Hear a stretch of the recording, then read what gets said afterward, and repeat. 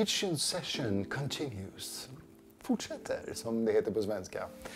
Idag så ska vi göra ett av mina mest klassiska beten. En svartsonke-tail. Det här betet har levererat enorma mängder storfisk. Vunnit otaliga tävlingar och gett jättemånga minnen för många. Det här betet, alla svartsonke-tailar i trä har jag handtällt genom åren. Av kvastskaft. Några har väl gjort av vanliga trallbitar också, men de flesta är gjorda av kvastskaft. Och jag tänkte visa er exakt hur man gör en sån här idag. Med superenkla medel. Så nu går vi igenom det från första träbiten till den färdiga produkten. Häng med. Okej, vad behöver vi då? Vi behöver en sån här. Det här är, jag tror att den här är 33 mm gardinstång. Ja, 33 mm. Furu. Finns på, ja, jag skulle säga nästan alla byggvaruhus i hela världen. Inkluderat Sverige. Och för att tillverka den då behöver vi en japansåg. Går att göra det här med en fogsvans eller vilken typ av såg som helst. Självklart går det även att använda det med en vanlig riktig super high-tech såg också. Men det här duger gott och väl. Vi behöver en morakniv. Vanlig traditionell morakniv att tälja med. Vi behöver borrar. En handskruvdragare. Vi behöver några öglor. De första sonketailarna jag gjorde jag vanliga såna här mässingstavelskruvar som man använder på bakstycket för att hänga upp tavlor med. Aldrig haft sönder en enda sån under fiske. Men här är rostfria stålöglor. Vi behöver knådepoxy. Vi behöver lite superlim. Vi behöver en liten borr. Och jag använder en 1,5 mm liten borr.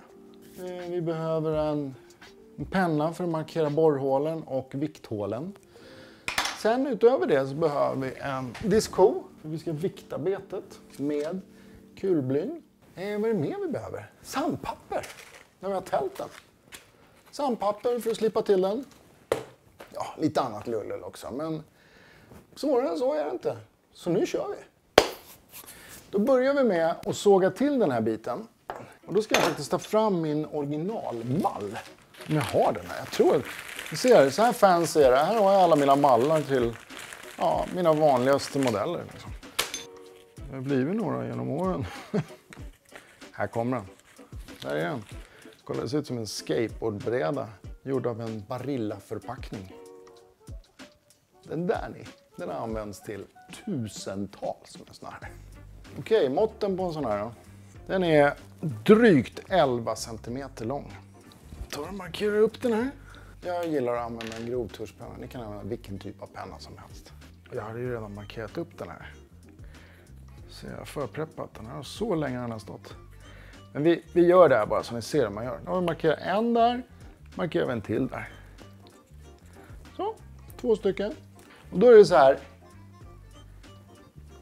Om ni är ensamma hemma och är unga.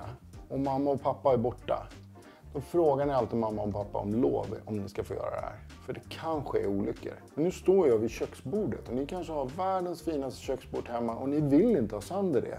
Eller förstöra det. Men en olycka händer lätt. Så be alltid om lov innan. Japansåg, fogsvans, vad som helst. Jag använder en japansåg. Jag tycker det är supersmidigt. Så, fäster vi den här. Det som är fördelen med en japansåg är att den skär väldigt rakt. För det är ett väldigt tunt blad. Så den kan ni göra lite mer finlir med än vad ni kan göra med en traditionell fogsvans. Nu fortsätter vi.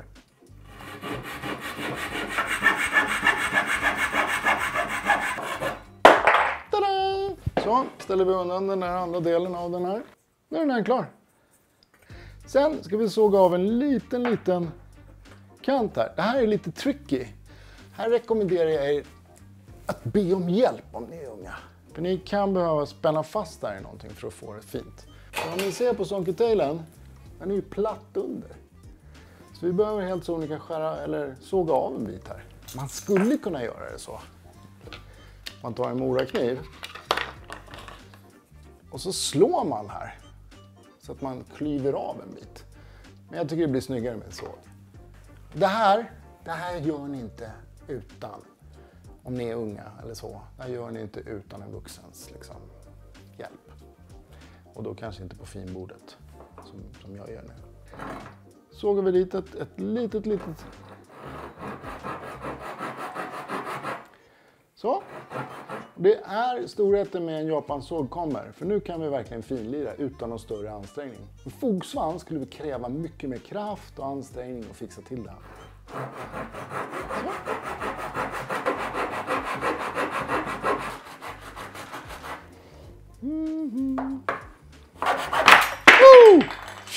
Så, jag satt det. Så, där har ni den. Det är ju självklart mycket lättare om ni har en tvinn och fäster fast den här med när ni gör det här. Än att göra som jag gjorde med fingrarna. Men jag ville visa att det faktiskt går att göra det. All right, då går vi vidare. Nu ska vi då markera viktningarna på den här. Kolla vilken bit som är tjockast, så. Behöver vi ett hål långt fram, så. Och ett hål en bit bak.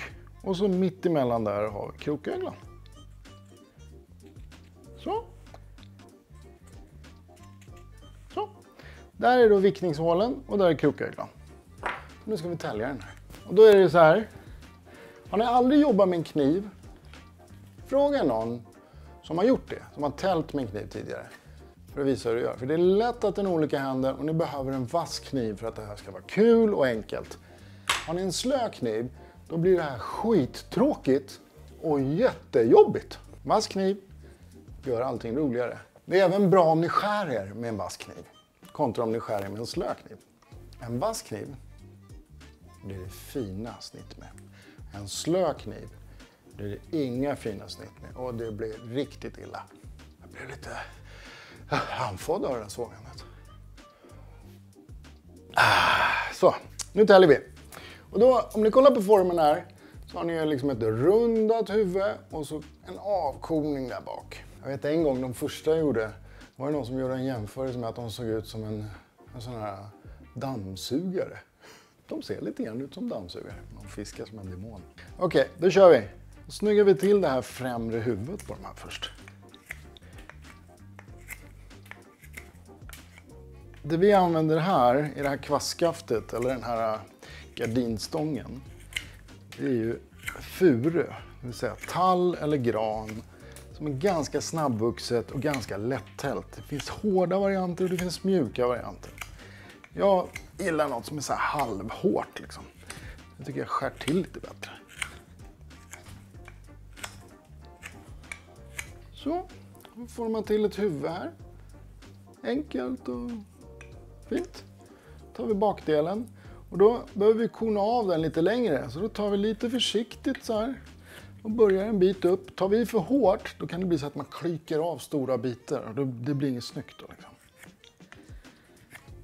Snyggt. Det är en tolkningsfråga. Vad fan är snyggt egentligen? Gäddorna tror jag gillar det lika mycket. Men ja, jag gillar när det blir lite ojämnt. Men ändå lite liksom raka linjer. Så, så då har vi då konat till själva överdelen. Och då börjar vi jobba oss neråt så att vi får den här lilla sluttningen. Liksom.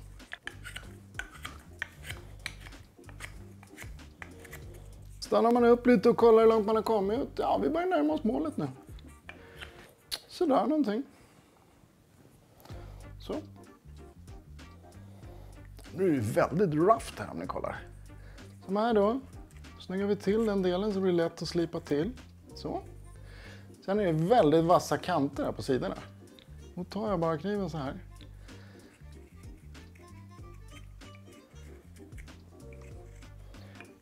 Och så den bakre delen där.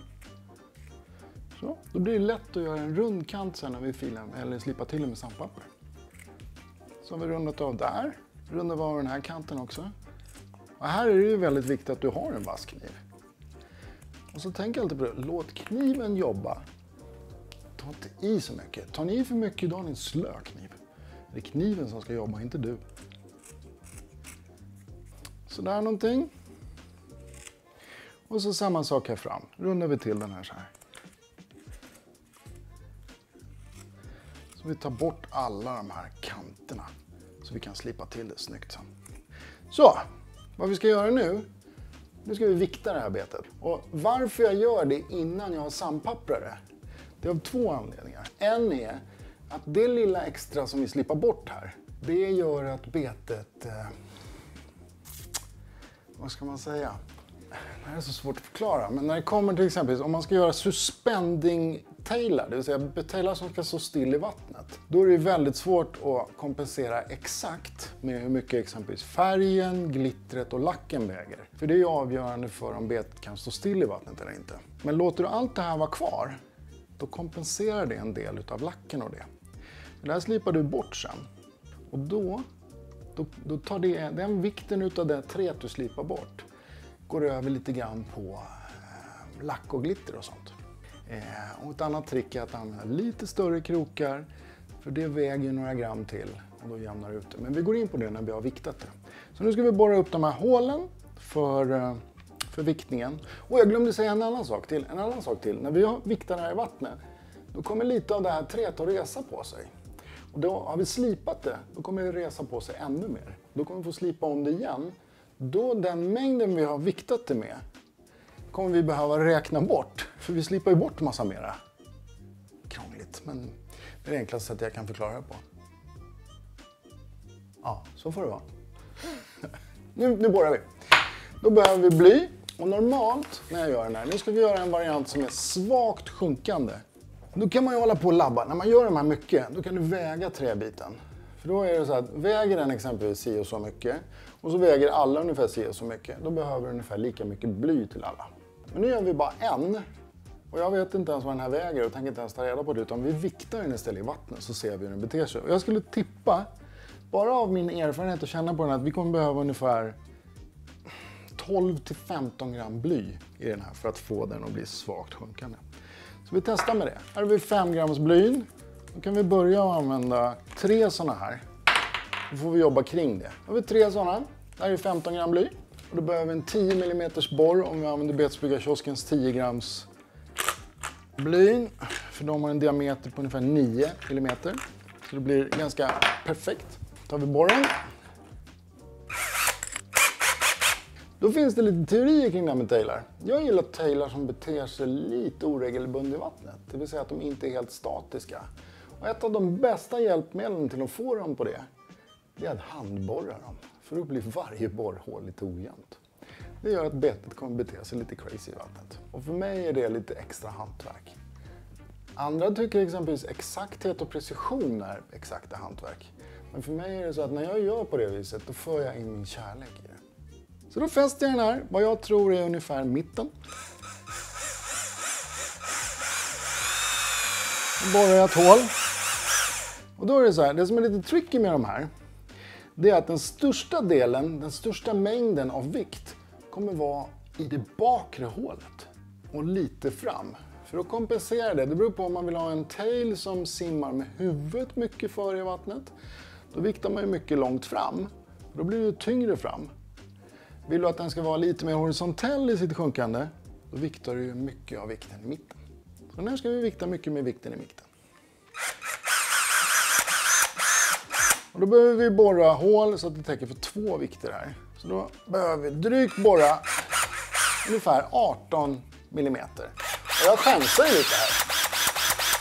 Jag skulle säga att jag har erfarenhet. Det är ungefär som en kock. En kock kan stå inte och läsa recept när han lagar mat. Jag har gjort det så förbaskat många gånger så det sitter liksom i ryggmärgen på mig. Om ni är osäkra, då kan ni mäta upp där och så tejpar ni på borren. Så får ni exakt den diametern och längden ni behöver. Sätter ni en, har ni båda hålen här, båda kulblyna. Lägger ni en tejpbit där, då får ni exakt det djupet på hålet ni behöver. Lite tack. Jag känner att jag inte behöver det. Och sen borrar vi ett hål längre fram. Och det behöver vi inte borra lika djupt. Utan det räcker med att borra för 1 kulbly. Nu är de hålen färdiga. Då ska vi vikta det här. Då tar vi och stoppar in en vikt fram. Så. Och så 2 vikter bak. Så. Och ni ser att det sticker upp lite grann. Det gör ingenting. För jag kommer använda en hammare sen och platta till den här så att den ligger ordentligt. För en av liksom de viktiga grejerna är när man viktar den här typen av beten, det är att behålla vikten så långt ner i betet. Det skapar lite stabilitet plus att du får lite mer rull på det. Då rullar det mer. Har du vikten högt i betet så blir det väldigt instabilt. Då kan det nästan snurra när du vevar hem det. Men om vikten ligger lågt i betet, då får ni fortfarande en stabil gång, men ni får ett skönt rull. Ungefär om ni tänker er en båt. Den har ju en köl. Och exempelvis stora båtar och så, de lägger ju en vikt i buken för att ha en stabilare båt. Så att den går stabilare i sjön. Precis samma sak gäller beten. Då har vi det färdigborrat här. Då tar vi lite modellera här. För nu vet ju inte vi om det här är mängden vikt vi behöver. För det ska vi kolla i vattnet. Modellera. Täcker vi igen de här hålen. 2 hål. Och de här i sin tur, de väger ungefär lika mycket som knådepoxen vi kommer använda. Så att det blir jämnt ut. När det här blir perfekt viktat, då kommer slutresultatet bli det också. Beroende på då självklart hur mycket lack eller vikt ni har. Vi kommer ju kompensera det sen när vi viktar i vattnet med en större krokstorlek som väger ungefär 2 gram, 2-3 gram, vilket kommer motsvara ungefär mängden av vikten på er epoxy och färg som ni har på här. Det är en hel jävla teori kring det här och många försöks av erfarenhet. Men det brukar oftast bli nästintill exakt. Så då har vi den delen klar. Nu ska vi markera hålen. Så vi ska borra upp hålen för öglorna. Så vi kan fästa på en tail och krokar. Vi kommer göra allting exakt som betet är. Vi kommer även sätta någonting som har samma vikt som ett beteslås. Och så sätter vi det här i vattnet.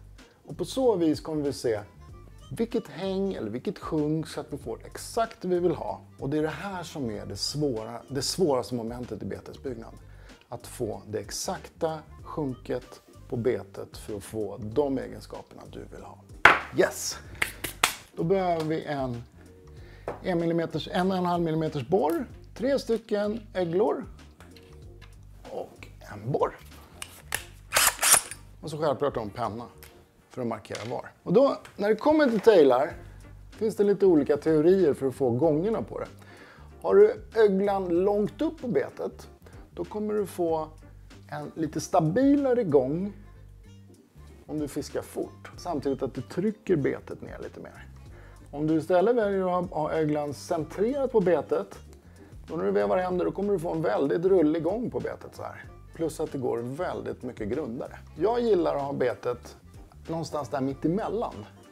För har du det, då pressar betet lite mera vatten. Och en av fördelarna, eller en av storheterna med ett tailbete, det är just ha det där som att du pressar, du får liksom som en våg i vattnet. Så att gäddan känner att det är något lite större som simmar där.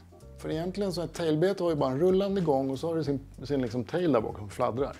Men har du då någonting som även trycker vatten, då blir presentationen dubbel. Och det är det som är storheten med ett tailbete. Så jag sätter det någonstans i mitten här, mellan då den främre och bakåt. Där blir det väldigt bra.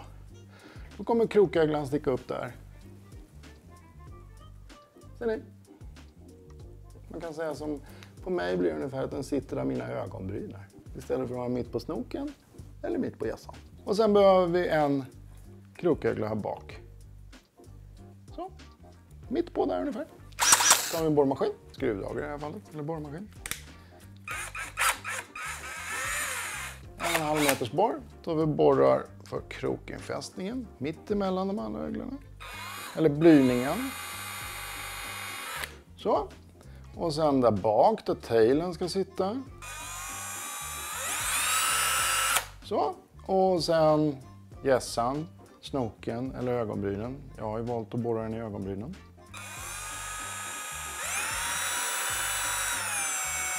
Så. Tada!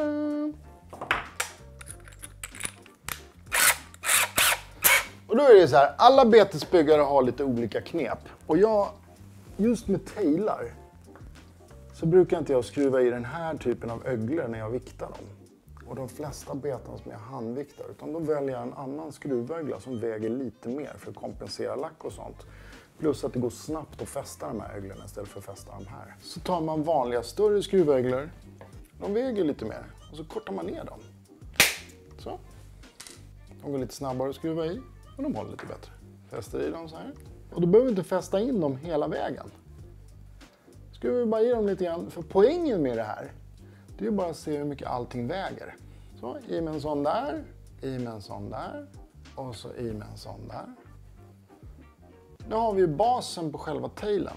Det enda mer egentligen som behövs på det här sen, på den färdiga produkten, förutom krokar, fjäderringar och en tail och en tailrigg, det är ju lack, färg, ögon och folie eller vad du ska ha för någonting, och glitter och sånt. Så nu är den här färdig för att testa i vattnet och se hur mycket den väger. Det vill säga, sjunker den, flyter den, är den svagsjunkande och så vidare och så vidare. Det är det som avgör vilka egenskaper vi ska få av den. Så vad vi ska göra nu är att vi ska fästa på en tail här med tailriggen och en träkrok och en fjädring. Fjädring och en träkrok där och så någonting här som symboliserar beteslåset. För det är också avgörande vad du har för tafs. Speciellt om du ska ha suspending. Vissa använder små tafsar eller små beteslås. Vissa använder en fjädring, vissa använder snaps, vissa använder titan, vissa använder fluorkarbon och så vidare. Och så vidare liksom. Och alla de där egenskaperna är enormt avgörande för om du ska ha ett svävande eller svagsjunkande bete. Den andra variabeln är kallt vatten kontra varmt vatten. Bräckt vatten kontra sött vatten. Men det kan vi gå in på sen. Så häng med nu, nu går vi till diskhon här. Då är det så här, normalt kör jag på tailar storlek 2,0 på krok. Så då för att kompensera för vad lack, glitter, färg, ögon etc. väger så går jag alltid upp en krokstorlek. Då använder jag 3,0 att vikta med. För att den vikten av 3,0 kommer ungefär motsvara vikten av lacken och det. Många års kalkylering har givit mig det resultatet. Så då har vi en 3,0 där och så har vi en 3,0 på tailen som jag satt fast så här, på det här viset. Så då gör man då. Jo, här har vi ett beteslås med en snap. Den här motsvarar ungefär vad de flesta beteslås väger. För ni har ju en tafs när ni fiskar gädda. Självklart inte om du har en ståltafs eller om du har en titantafs. Utan det här är ju då om du använder en snap som du knyter fast på en fluorkarbon eller hard mona. Så sätter vi fram den här fram. 3,0 med en fjädring, för det måste du ha. Alla vikter här är avgörande för att liksom ta reda på fakta på vad det väger. Och sen har vi tailen där. Här har vi allt som du har normalt då, när du fiskar den. Och där vikterna på allt det här motsvarar ungefär vad lacken kommer väga på betet. Nu testar vi. Det är det här tricket som kommer in när du bygger handgjorda beten och håller på. För då måste du vikta på det här viset på något sätt. Eller så gör du en matematisk formula beroende på vad varje bete väger. Men för mig är det här riktigt hantverk. Liksom. Nu doppar vi i den här. Nu vet inte jag om den här flyter eller om den sjunker som en sten. Och det är det som vi gör testet på. För att sen kunna sätta i exakt mängd vikt. Då, om vi kollar på det här betet då. Det är ju svagt. Det här är nästan perfekt. När vi har slipat bort allting på det här betet. När den ligger helt subsurface, då kommer det vara svagt sjunkande. Så det här är precis det vi är ute efter för att få en slow sink på det här betet. Alltså säger jag att viktningen på det här betet är spot on. Sen sätter vi på knådepoxy här. Vi ska ju limma det. Och medan knådepoxyt här där så torkar det ut det här betet och sen slipar vi det med sandpapper. Sätter på öglorna och åker sen till ateljén och målar och lackar. Det ni också behöver tänka på när ni håller på med det här är att trä suger åt sig vatten. Så torka av den här lite snabbt. Och lite enkelt. För så snabbt suger den inte åt sig vatten så att ni behöver vara oroliga om ni inte använder någon så här superläckt eller något så här jättesnabbvuxet trä, för då suger det som en svamp. Yes! Nu har vi vattentestat det här. Och då, det vi viktade det här betet med är ju 15 gram bly. Så det krävdes 3 stycken kulbly. I hon där nu så stod det precis i ytfilmen. Men när lacken och allt det här kommer på så kommer det bli svagt sjunkande. Så då, det vi behöver göra nu då är att vikta det här. Så då har vi kulbly där och ett till kulbly där. Och det sticker ju upp lite grann där. Så då tar vi en hammare och bara plattar till den där.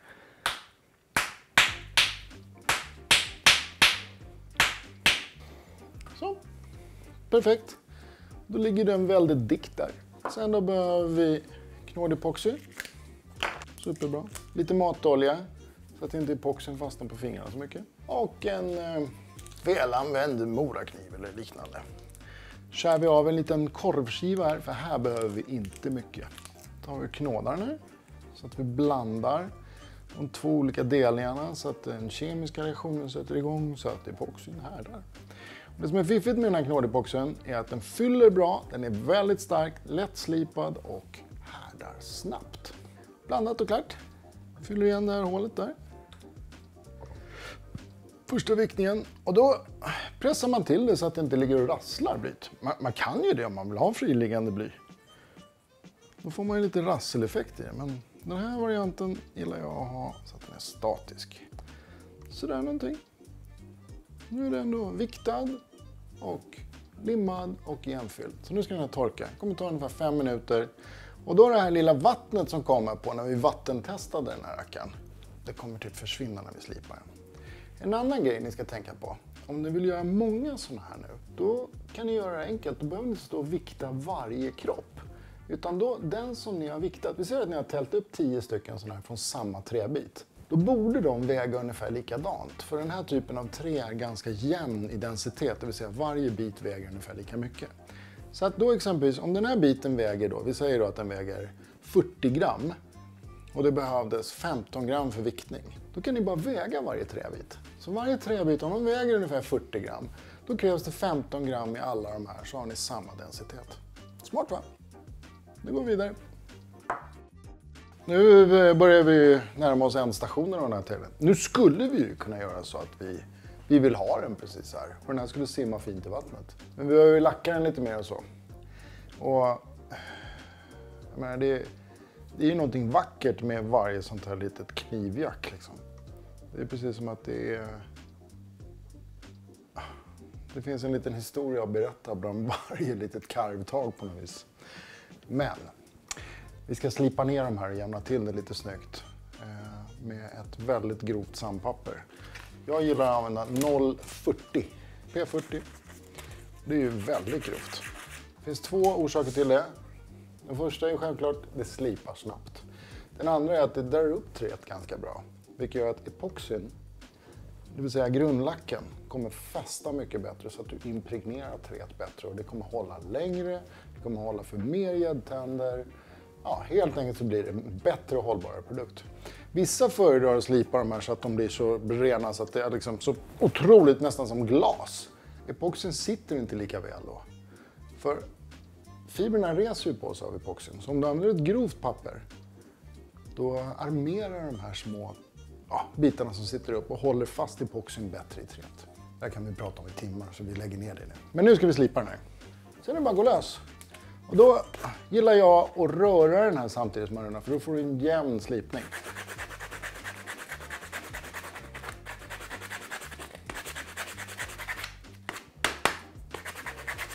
Och då, tänk på det när ni har viktat de här i vattnet.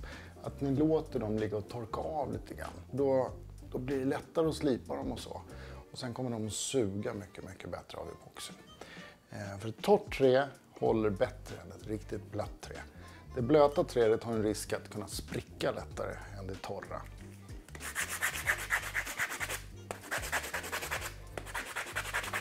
Nu börjar det ta sig lite här. Så, då går vi vidare till bakdelen här nu.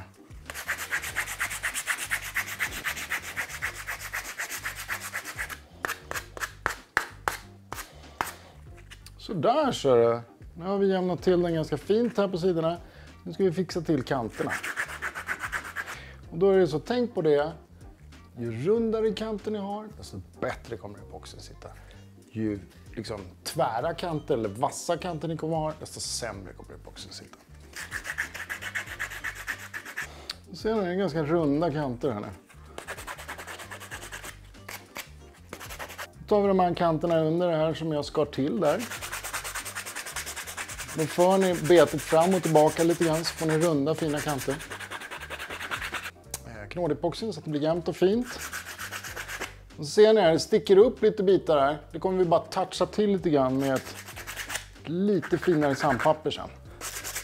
Det fortfarande ska vara lite kvistigt, inte för jämnt, men det får inte sticka upp för mycket för det här träet var lite liksom luftigt så då reser sig träet lite grann. Oj. Så, tar vi ett lite finare sandpapper och bara ger den här sista touchen.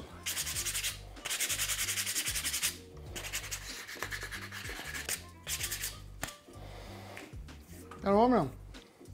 Då ser ni här liksom hur det grova sandpappret har ruggat upp det så att det är lite randigt. Då blir det som små fåror som epoxin kommer lägga sig i. Och då härdar det lite bättre. Så, ska vi sätta på öglorna på den här.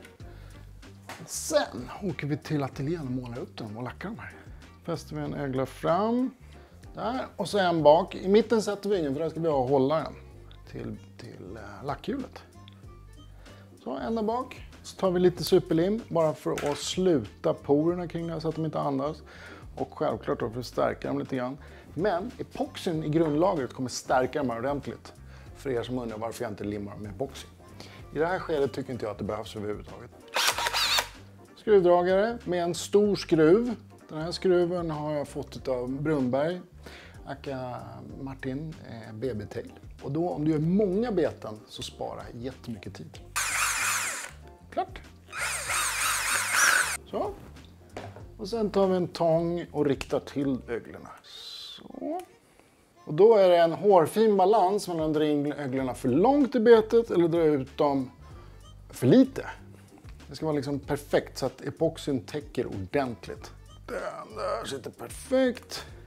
Så, här har vi då en klassisk Svartzonki-tail-kropp som vi ska lacka och måla så att den blir så här. Nu kör vi. Haha! Nu är det dags att ta hand om våran täljande Svartzonki-tail, den klassiska rackaren. Den här då skulle vi ge en glitterbas med epoxy och sen måla den i olika stadier. Så då börjar vi med att fästa den på en av våra härliga betshållare. Och de här blir egentligen, ju mer du använder dem desto vackrare blir de. Liksom. Till slut blir nästan de konstverk i sig. Liksom. Den här ska vi börja med att ta epoxy som vi blandar med ett silverpigment eller en highlight silver eller highlight pearl. Som vi sen i sin tur doppar i holografisk silverglitter. Och sen lackar vi den igen med ren epoxy som vi sen målar på. Det är då man får det där härliga 3D-djupet. Så då gör vi så här.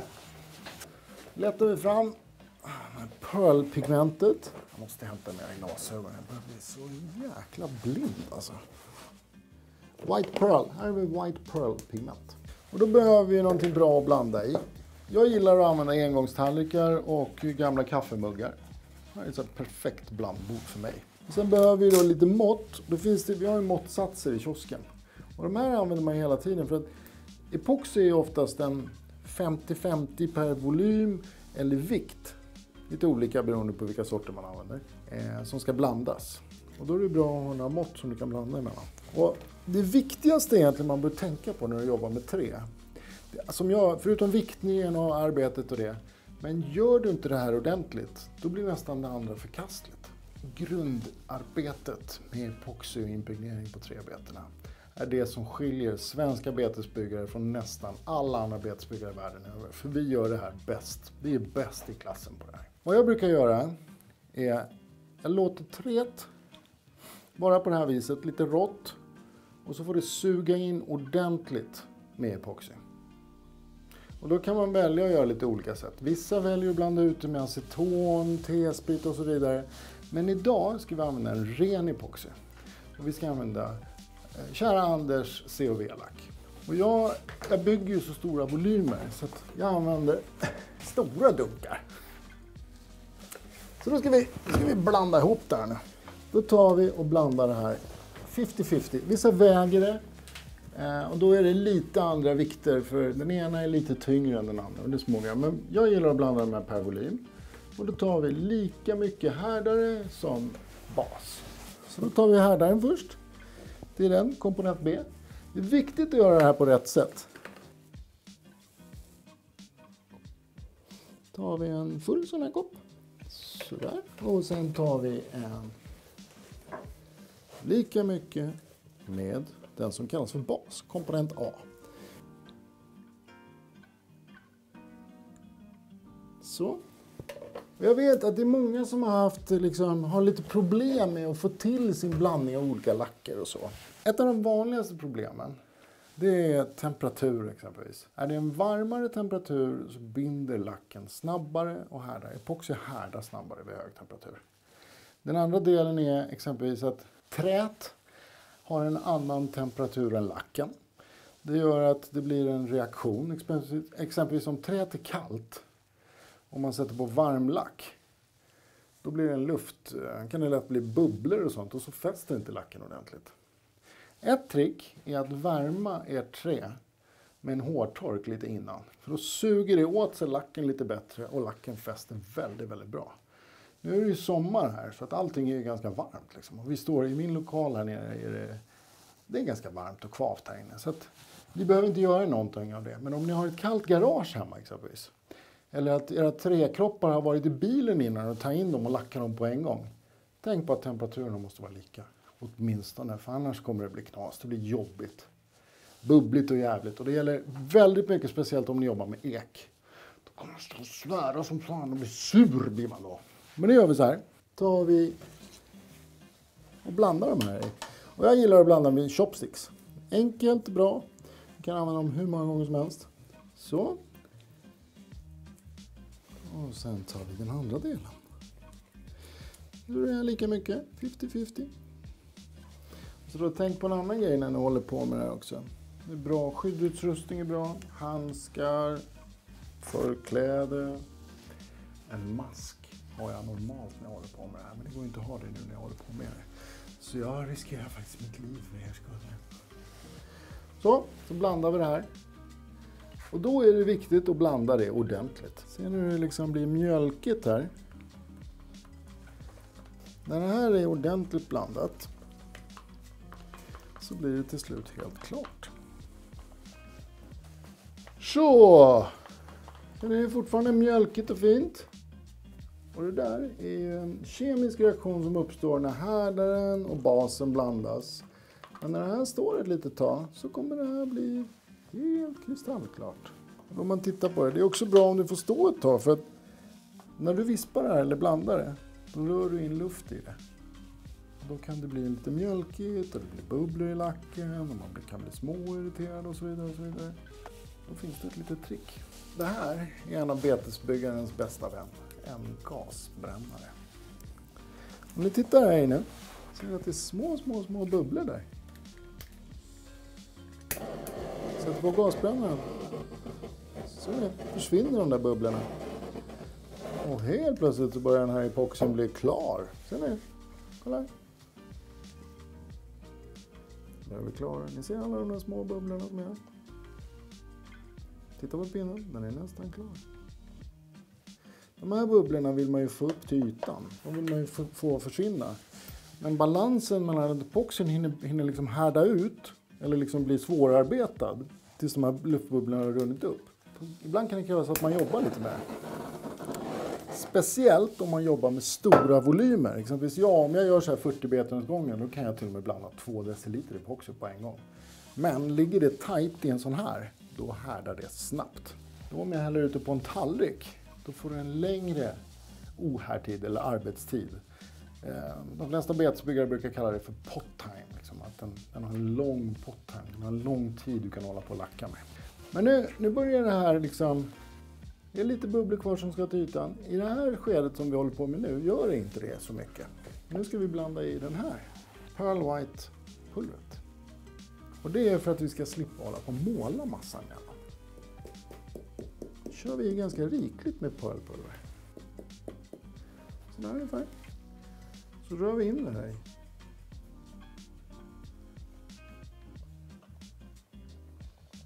Vad som händer då är att exempelvis då, om vi ska täcka det här betet nu med glitter, silverglitter som vi ska ha, då finns det risk att silverglittret blir lite gläst. Så då kommer träet emellan. Men om du då målar betet innan, eller lack, för det blir som en målning fast du målar med epoxy nu. Nu blir det som att man målar, grundimpregnerar betet och lackar det samtidigt. Du sparar egentligen 2 moment genom att göra så här. Plus att det blir jävligt coolt. Det här är ju sånt att man kan lacka vilka beten som helst med egentligen efteråt. Jag gjorde en serie med en gösfärg tidigare som heter Silver Walleye. Då lackade jag betena med en epoxy som jag har haft lite mindre pearl i. Fick en sån här dimmig färg. Jävligt coolt. Så, nu ser det ut så här. Då gör vi så här nu. Då har vi betet här. Här har vi torkhjulet. Här har vi några addict som står och hänger. Det här beteshjulet är Kjell Lundbergs gamla. Som tyvärr hans gamla motor skar på. Så jag har en pelletsmotor på den här. Pelletsmotor är så här, det är pellets till att elda sina värmekaminer hemma med. Eller värmepannor. Man eldar sina värmepannor med små pellets. Och då har man en motor där som rör de här pelletsarna så att de rör in dem i värmen. Och den här går 3 varv i minuten. Vilket är idealiskt för betesbyggnad. Nackdelen med just den här motorn kanske är att den låter ganska mycket. Men den är jättestark. Den driver nästan vad som helst. Hör ni mig? Det låter ju lite härligt med det här ljudet. Då har vi en naturpensel. Jag gillar de här lite mindre till just den här typen av arbete. Så drar man bort lite här bara för att se om det lossnar några fibrer. Men ni kollar här nu. Det är ganska mycket bubblor här på. Ser ni det? Kommer ni ihåg att jag pratade om betesbyggarens bästa vän? Där försvann bubblorna. Så.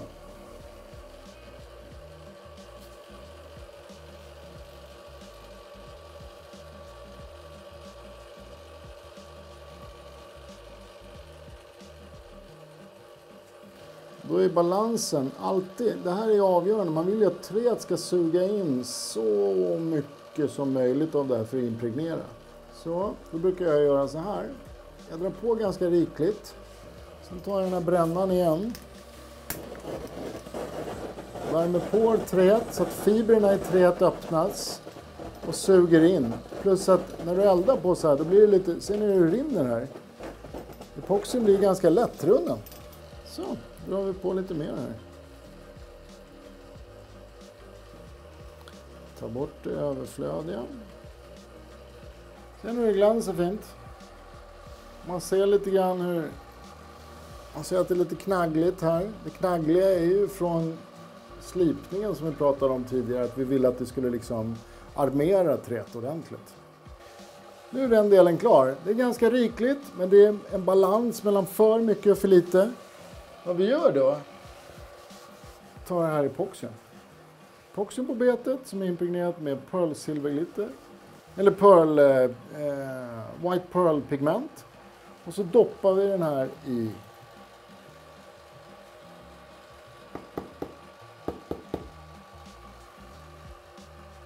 Vad som händer nu är att glittret epoxias in i grundlagerlacken.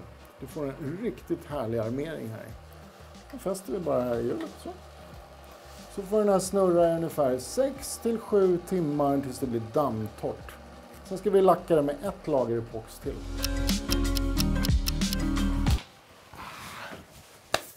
Det var en god och lång och härlig fika. Nu är det dags för att göra nästa steg i den här. Nu ska vi dra på ett lager ren epoxi här i. För vi ska täcka in allt det här. Det här blir en bra, stark, kraftig armering till grundarbetet. Plus att vi får en helt fantastisk 3D-effekt. Så då gör vi samma sak som vi gjorde sist. Vi blandar epoxi. Lika delar. Så kör vi de där handfulla. Så där. Lika mycket båda. Och så tar vi och blandar dem. Det är än en gång, det är viktigt att blanda det här ordentligt. Och tänk på värmen. Tänk på bubblorna. Så länge ni sköter dem, rätt delar blandning, bra blandad epoxy. Hellre blanda för lite än för mycket. Den härdar ganska snabbt. Liksom, speciellt om ni gör en stor volym så nyper den ihop snabbare än om ni gör en mindre och häller ut den på en tallrik så att den blir tunn. Liksom. Så. Och så då kollar jag i lite luftbubblor ser man här i. Och eftersom det är ett glitterbete nu och det här är basbotten så är det inte hela världen om det är för mycket. Eldar vi det här lite grann så vi får bort dem. Mesta av luftbubblorna. Så. Så nu ska vi då bara lacka det här, täcka in det så vi får en bra yta att måla på plus ett bra grundarbete på den här. All right. Sätter vi igång det här igen. drar vi till den här lite och ser om den är lösa strån i. Då slipper vi få några hårstrån i lacken. Det gör inte hela världen. Det kan till och med vara lite snyggt att ha det. Men det är alltid bra att kolla lite extra. Tar vi den här tailen. Tar vi lack. Då brukar jag gnugga in det lite så här så att det verkligen kryper in bland den här glittern.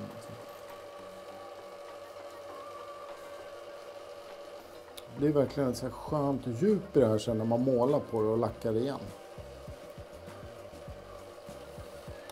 Och här är det viktigt, det är också en balans mellan att ha för mycket epoxylack och för lite lack. Har du för mycket lack, då kan du få så här dropprumpor eller dropphakor eller droppar på ryggen liksom. I och med att det snurrar hela tiden så till slut drar ju liksom överflödet av lack till sig på en sida så att balansen är hårfin. Hellre egentligen att ni tar för lite och lackar en gång extra. Än att ni tar för mycket och får liksom sitta med en kniv och skära bort någon liksom droppskalle eller dropprumpa. Liksom. Så vi ska dra på, bara släppa några droppar så här och spraya ut dem. Då kommer det lägga sig fint på den här. Och då är det så här, ibland kan det behövas 2 lager lack, 1 lager lack, 3 lager lack beroende på hur jämnt man vill ha arbetet att måla på sen. Men jag tycker det här känns bra. Nu tar vi den här, fäster den här i hjulet och låter den snurra ut. Och då kan man göra så här att man ger den en touch med brännaren för att få bort några bubblor som kan bli. Så. Så. Så ser jag på en gång, jag vill ha lite lack där på nosen. Så.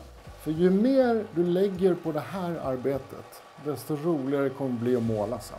Då får ni jämnare, finare beten. Ja, det där kommer jämna ut sig fint. Och jag tror det kommer räcka med 1 lager lack på den här.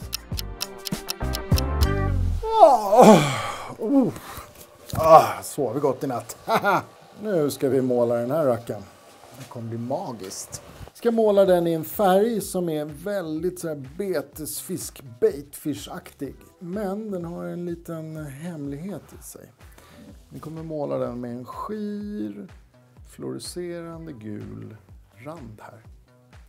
Så färgsättningen kommer att vara vit buk, svart rygg, silverfjäll och så den där fluorescerande gula randen. Det är väldigt naturlig, väldigt härlig. Symboliserar många betesfiskar, exempelvis strömming, nors, löjer, siklöj och så vidare. Så att den här blir en väldigt naturlig färg. Jag skulle säga en perfekt klarvattensfärg. Häng med nu. Då börjar vi med lite vitt, för buken ska vara vit. Ja, JVRs vita. Så. Och då målar vi bara skir. Alltså man skulle ju kunna ha den precis som den här är. Det skulle ju leverera hur bra som helst. Kolla glansig och fin den är. Men kan man så ska man.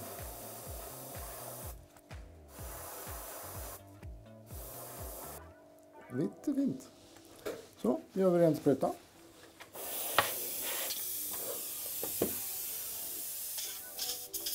Sen tar vi Hobbynox Neon Yellow som är en fluorescerande gul färg. Och här behöver vi inte så mycket. Och det ska bara vara en rand på båda sidorna. En rand. En rand. Tada! Så, gör vi rent sprutan. Sen tar vi svart. JVRs svarta.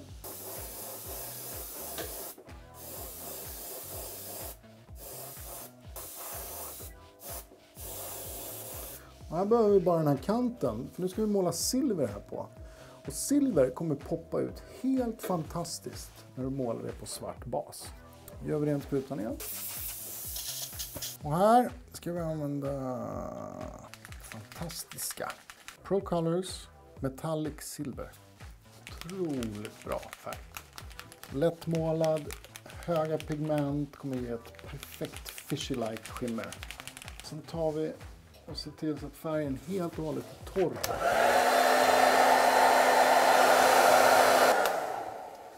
Så, Metallic Silver. Och vi ska måla den med ett finmaskigt nät. Silver.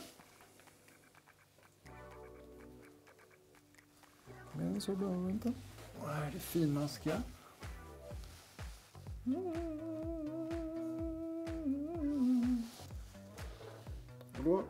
viktigt att vi inte täcker det gula, utan vi ska bara måla på ryggen här. Tunna lager. Stopp. Kör vi på den andra. Cleant, enkelt. Kommer vi måla svart ovanpå det här. Vi får fram det där lystret. Så vi JVRs. Fantastiska svarta.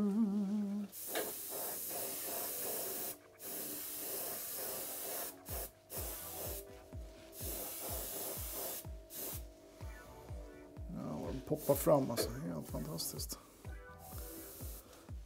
Ett steg till. Så. Och så ska vi måla ögon på de här.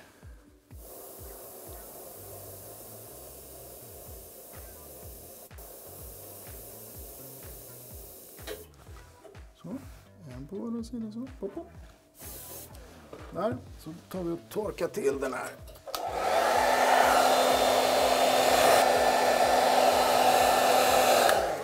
Och en vit liten grej på pannan som jag brukar ha. Så har vi JVRs fina vita.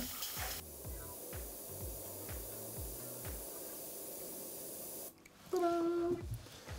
Nu ser den ju matt och lite tråkig ut. Men när epoxen kommer på här så kommer det glansa upp. Det kommer poppa upp. Ett öga kommer på. Vi signerar den. Nu ska den bara torka i minst 12 timmar. Gärna 24 så att färgen verkligen blir torr. Ju torrare den är, desto längre kommer den hålla när jag lackar. Så nu sätter jag den här, så går jag hem och ser på 2 delar av Sagan om ringen. Ha det bra! Alright, ska vi signera den här rackaren. Kör vi bara lite svart ponke på den och årtal och ett öga. Så, svart sonker 20. Kanske ni undrar varför jag använder 2D-ögon till den här. Det finns 2 aspekter i det. Den ena är att det är väldigt old school och det här är en väldigt old school tail. Den andra är att det är runt här.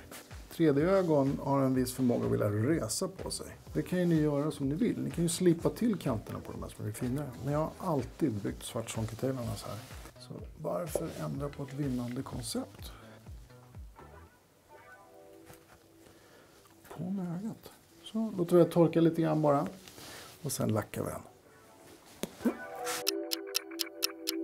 Äntligen! Nu är det dags för den här sista härliga lilla tailen. Jag tror vi kallar den för Yellow Line Baitfish. Kolla vad det kommer fram. Jag måste bara få visa den här lilla effekten som blir av den där lilla randen där. Kolla här.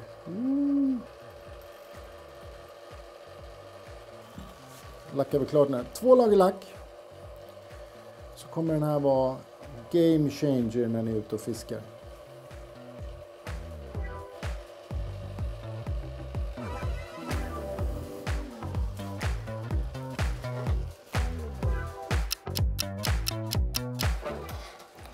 Nu har den här torkat i ungefär 8 timmar så att den är dammtorr. Den är fortfarande lite klubbig så där, inte färdig för att fiskas med. Men vi drar på ett till lager lack på den här.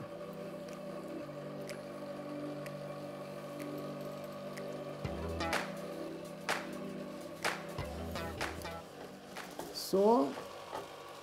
Och så kör vi på lite eld.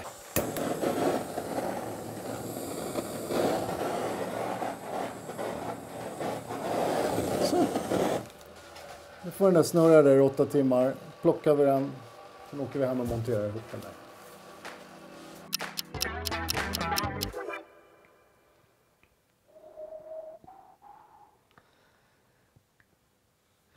Vilket jäkla konstverk det här blev. Otroligt nöjd med den här färgsättningen.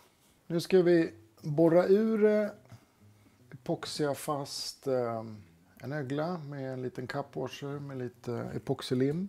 Sätta på en tail och lite krokar och någon fjädring och sen är det färdigt där. Så först borrar vi ur den här rackaren bara.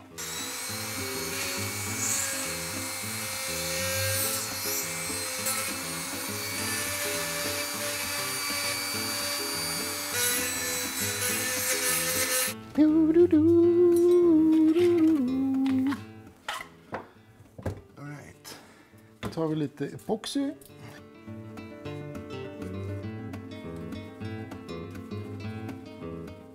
Så har vi en liten skruvögla med en liten cupwasher. Epoxy. Det behövs egentligen inte så mycket. Det ska bara täppa igen det här hålet. Och sätta den här på plats liksom. Och då gör jag alltid så att jag trycker ner cupwashern så ovanför så att den täcker limmet.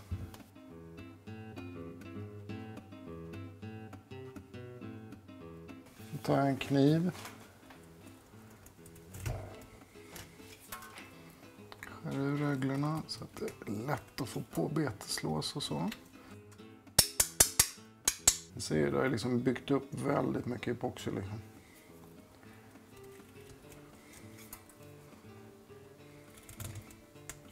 Så. Och det här är ju snabb epoxy så det torkar på en 100 sekunder. Jag har en helt vanlig svart chunky tail här. Black and silver. 2 stycken 2/0 krokar. Då har vi några fjädringar. Så.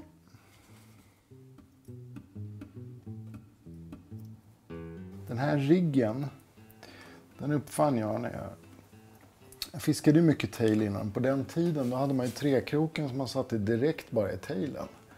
Och jag tyckte det gick åt så jäkla mycket tailar, för så fort liksom en gädda fastnade där på bakre kroken och började skaka, då liksom de här tailarna gick sönder så snabbt.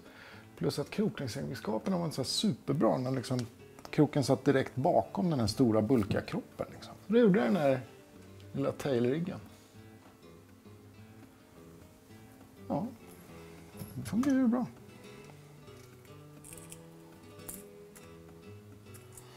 Så, här har vi den. Sen gillar jag att sätta en fjäderring i nosöglan på de här. Här har ni den. Svart chonky-tailen i färgen Yellow Line Baitfish. Handhälld i köket av ett kvastskaft. Eller en gardinstång. Det som är så jäkla kul med de här betorna är att de levererar otroligt bra med fisk. Och du kan fiska dem nästan hur som helst. Enkelt, lättfiskat och roliga att göra. Testa att göra några sådana här. Ni kommer bli förvånade hur jäkla bra de levererar. Sköt om er. Tja!